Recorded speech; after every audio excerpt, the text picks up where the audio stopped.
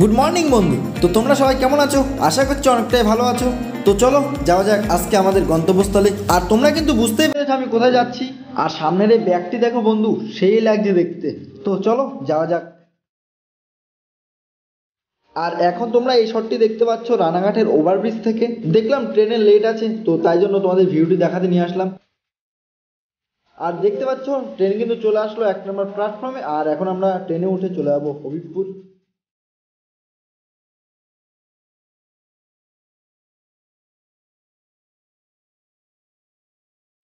আর অবশেষে আমরা পৌঁছে গেলাম হবিবপুর স্টেশনে। আর এটি কিন্তু হলো হবিবপুর ওভারব্রিজ। আমরা ওভারব্রিজ ক্রস করে 1 নম্বর প্ল্যাটফর্মে যাব। আর তার বাইরে গিয়ে কিন্তু আমরা টোটো ধরবো। আর টোটো করে চলে আসলাম। এটি কিন্তু হলো আমাদের 34 নম্বর জাতীয় সড়ক। আর তার পাশে ওই যে দেখতে পাচ্ছ দূরে কিন্তু ইস্কন মন্দির। চলো বন্ধুরা এবার বলে ফেলা যাক তোমরা কিভাবে আসবে এই হবিবপুর ইস্কন মন্দিরে। তোমরা দেখতে পাচ্ছ এখানে কিন্তু সাইনবোর্ড একটা আছে, তোমরা এটি একটু ফলো করে নিও। আর আমি ভালোভাবে বলছি, তোমরা যদি আসতে চাও তাহলে কিন্তু হবিবপুর স্টেশনে নেমে ওখান থেকে টোটো ধরে 15 টাকার বিনিময়ে তোমরা চলে আসতে পারো হবিবপুর ইস্কনে। আর এখানে কিন্তু তোমরা বাসে করেও আসতে পারবে। ডেসক্রিপশন বক্সটা একটু চেক করে নিও, ওখানে সমস্ত কিছু ইনফরমেশন দিয়ে দিলাম। আর এটি হলো হবিবপুর ইস্কন মন্দির। তো এবার বলে দেওয়া যাক তোমরা কখন আসবে এই মন্দিরে।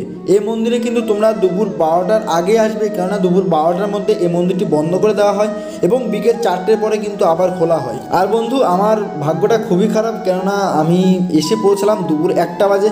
আর আমার জানা ছিল না যে মন্দিরটি দুপুর 1টায় বন্ধ হয়, কেননা আমি ম্যাপে চেক করেছিলাম, ওখানে কিন্তু টাইম দেওয়া আছে সারাদিন খোলা থাকে। কিন্তু এখানে এসে জানতে পারলাম দুপুর 12টায় বন্ধ করা হয় এবং 4টে বাজে আবার ওপেন করা হবে।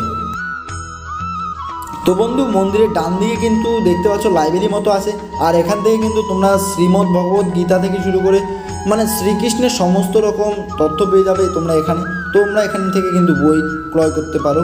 তবে আমার কিন্তু জানা নেই যে বইয়ের দাম কত কী, তো তোমরা এসে অবশ্যই জিজ্ঞেস করে নিতে পারো।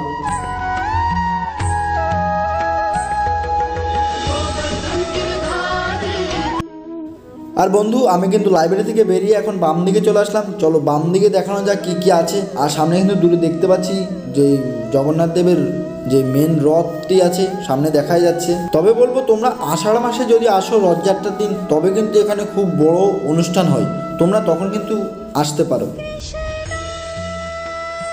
আর এই যে সামনে তোমরা দেখতে পাচ্ছ এখানে কিন্তু মহাপ্রভুর মহাপ্রসাদ রান্না করা হয়। আর ওই যে দূরে দেখতে পাচ্ছ বড় একটি কড়াই আছে, তার মানে বুঝতে পেরেছো কত কি রান্না করা হয়। আর এই যে এখানে দেখতে পাচ্ছ এটি হলো প্রসাদ কক্ষ। আর এখানে কিন্তু নর্মাল যে প্রসাদটি আছে 60 টাকার বিনিময়ে তোমরা পেয়ে যাবে।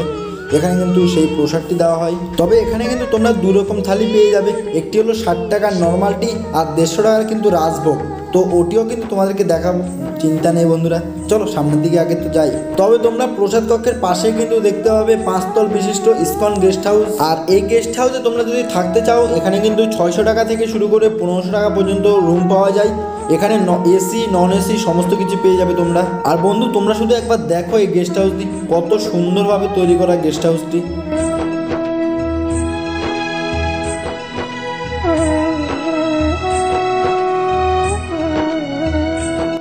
এই গেস্ট হাউসের পাশে তোমরা দেখতে পারবে পার্ক এবং গোশালা। তো এবার তোমাদেরকে দেখাবো ইস্কনের এই অদ্ভুত এই পার্ক। আর এই পার্কটিকে অদ্ভুত বলার কারণ চলো তোমাদেরকে দেখাচ্ছি। এই যে দেখতে পাচ্ছ পাশে কিন্তু সমস্ত রকম সবজির চাষ হচ্ছে, আর এটিই হলো পার্ক। তো এবার তো তোমরা দেখে বুঝতে পেরেছো কেন আমি এটিকে অদ্ভুত বললাম। তবে বন্ধুরা এখানে ওই যে দূর দূরান্তে তোমরা দেখতে পাচ্ছ এটি কিন্তু ইস্কনের সমস্ত জায়গা। আর এখানে যে সমস্ত চাষবাস করা হয় এখান থেকেই কিন্তু নিয়ে সমস্ত রাজভোগের রান্নাগুলো করা হয়। আর আমরা কিন্তু দেখতে পাচ্ছি এই জমির পাশে কিন্তু একটি শিক্ষা স্থানও আছে, যেখানে বাচ্চা ছেলেরা পড়াশুনো করে। আর এখানে কিন্তু আমরা দেখতে পাচ্ছি সবাই কিন্তু ছবি অঙ্কন করতে ব্যস্ত। তবে কিছু বাচ্চা ছেলেরা বাইরেও এসে রোদের মধ্যে বসে বসে ছবি অঙ্কন করছে। তবে আমার কিন্তু এই বাচ্চাদেরকে দেখে খুব ভালোই লাগলো। আর এই যে দেখতে পাচ্ছ এটি হলো গোশালা। তো চলো এবার আমরা গোশালায় প্রবেশ করব। আর এখন কিন্তু আমরা দেখতে পাচ্ছি গোশালাতে কিন্তু গরুর সমস্ত বাধা আছে। কিছু কিছু গরু কিন্তু তাদের খাওয়ারও খাচ্ছে।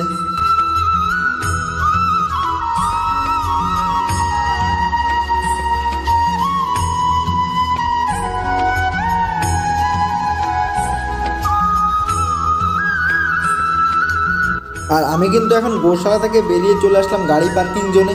আর এখানে কিন্তু তোমরা গাড়ি নিয়ে আসলে পার্কিংও করাতে পারবে এখানে। আর পার্কিং জোনে পাশেই এখানে দেখতে পাচ্ছ একটি পুকুর মতো আছে, এখানে কিন্তু বোটিংয়ের ব্যবস্থাও আছে।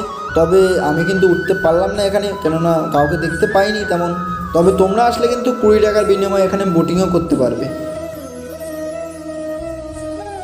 তো বন্ধু আমরা কিন্তু মন্দিরের পিছন থেকে একেবারে সামনে চলে আসলাম। আর এবার তোমাদেরকে দেখাবো যে রাজভোগের যেই কক্ষটি আছে ওটি। তো চলো দেখানো যাক। এই যে দেখতে পাচ্ছ এটি হলো রাজভোগের প্রসাদ কক্ষ। আর এখানে কিন্তু তোমরা 150 টাকার বিনিময়ে রাজভোগ পেয়ে যাবে। আর এই যে দেখতে পাচ্ছ এখান থেকে কিন্তু টিকিট কাটা হয়। তো বন্ধুরা কেমন লাগলো তোমাদের ভিডিওটি যদি ভালো লেগে থাকে তাহলে অবশ্যই একটি লাইক করে জানাতে ভুলো না যেন। আর প্লিজ সাবস্ক্রাইব করে পাশে থাকা বেল নোটিফিকেশনটি অন করে রেখো আরও নতুন নতুন ভিডিওগুলো আপডেট পাওয়ার জন্য। আর পাশে থেকো আর আমাকে সাপোর্ট করো বন্ধুরা। প্লিজ ভালো থেকো, সুস্থ থেকো, দেখা হচ্ছে নতুন ভিডিওতে। জয় হিন্দ।